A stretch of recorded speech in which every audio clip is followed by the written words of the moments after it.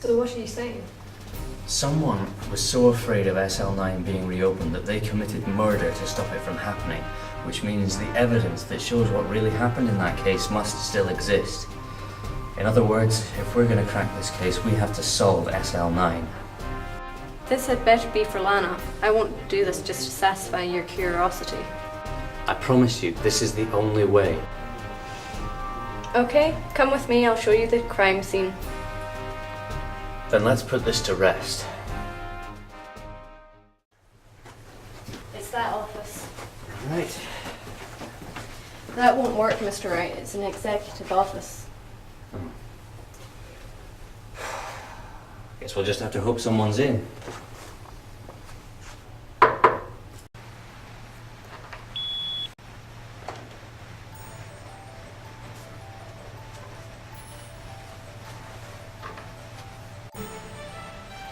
Oh, it's you two. I was expecting visitors. Sorry, Chief, this isn't a social visit. Shame. Between your sister and Marshall, I could use a distraction. You mean Lana's outburst in court? 2 years have passed since that incident. My, time flies. Now the rumours of skullduggery have resurfaced. Anyway, I have business elsewhere. Come walk with me and we'll talk on the way. Actually, sir, we were hoping to have a look around in here. Oh, whatever for? Because this was the final murder scene of the SL9 incident. That case is over. Lana's words may have rattled you, but there's no need to investigate it further. Maybe. But we'd still like to have a look around. Perhaps you didn't hear me.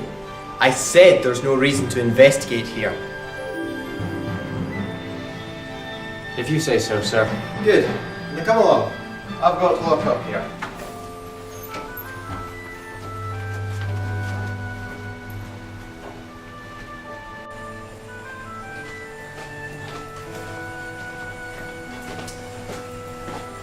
Right. I'm afraid this is where I'll have to leave you.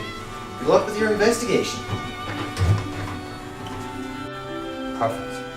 Couldn't have been more obvious that he was hiding something from us, only now we have no way of finding out what. But we do. What? When you went to open the door, I remembered that those locks were the same as the ones in the evidence room.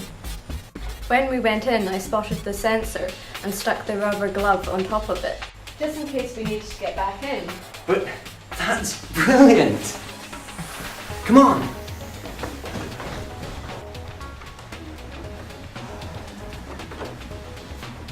So what are we looking for? Well, I don't suppose there's any chance of finding forensic evidence in here. From 2 years ago? Not likely. This place has probably been scrubbed from top to bottom 100 times since then.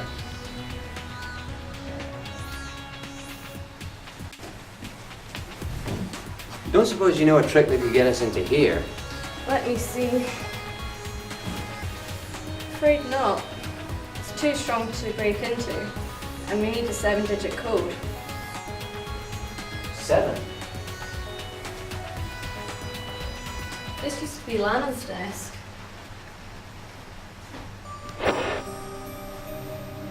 This is where it all happened. Tell me about it. However much I tried, I couldn't forget that night. I'd been waiting here for Lana to finish work and I fell asleep.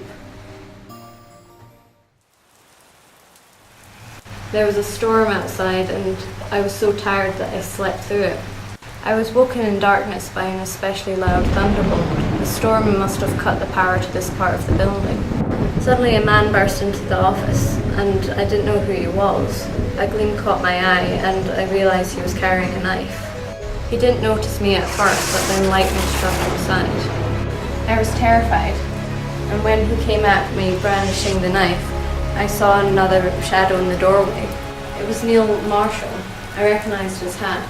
He ran at Joe Dark and tackled him. They were fighting in total darkness, and then the lightning struck again. I was so terrified I passed out. The police department wanted me to testify, but I was too traumatised, so I drew an image of what I'd seen. But it was no help. I can see now why Lana wanted that conviction so badly. Once it was all over, I decided to become a scientific investigator to help Lana. That's what puzzles me. Why did Lana have a desk at the police department? Because she used to be a detective, one of the highest ranked in the department. She shared this office with Chief Gant, although he was the deputy chief back then. Lana's transfer to the prosecutor's office came off the back of her success with the SL9 incident. Plus, Chief Gant's influence sped things up a bit. Is that important? Maybe.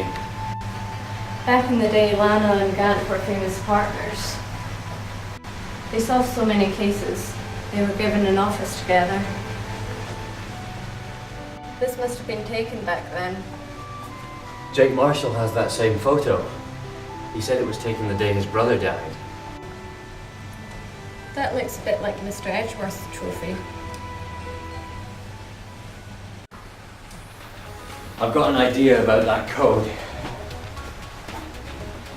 But if I'm right, it means something terrible.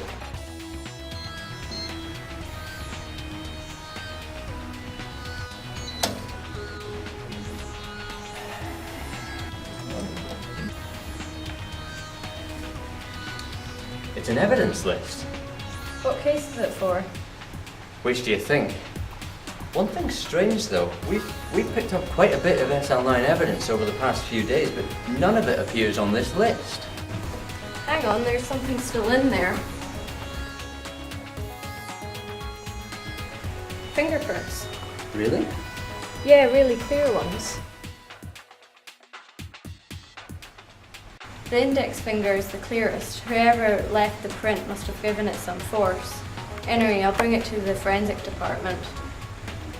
Yeah, of course. Everything okay? Yeah. But we better get going. We don't want to outstay our welcome.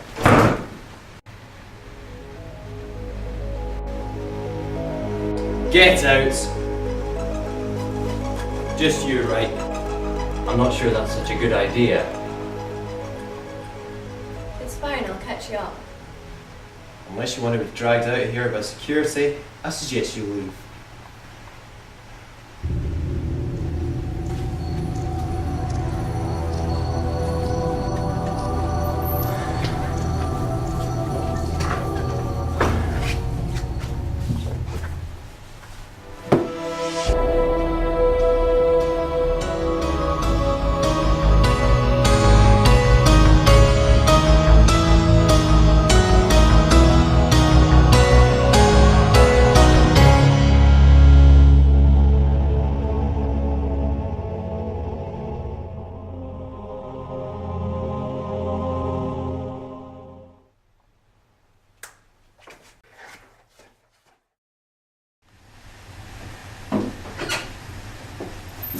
This is unexpected.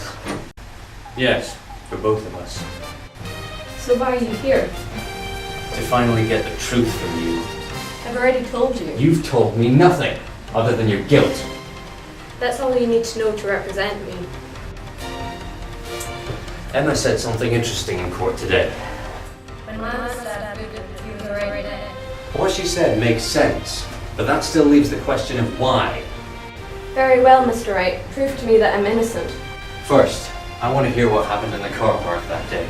As you now know, I was involved in forging evidence 2 years ago. Goodman was trying to reopen the case and he had to be stopped. Now that much is true. That was the motive behind Goodman's death, but that was someone else's motive. And who might that be? Someone who, despite his heavy involvement in SL9, was never suspected of forgery. Damon Gant.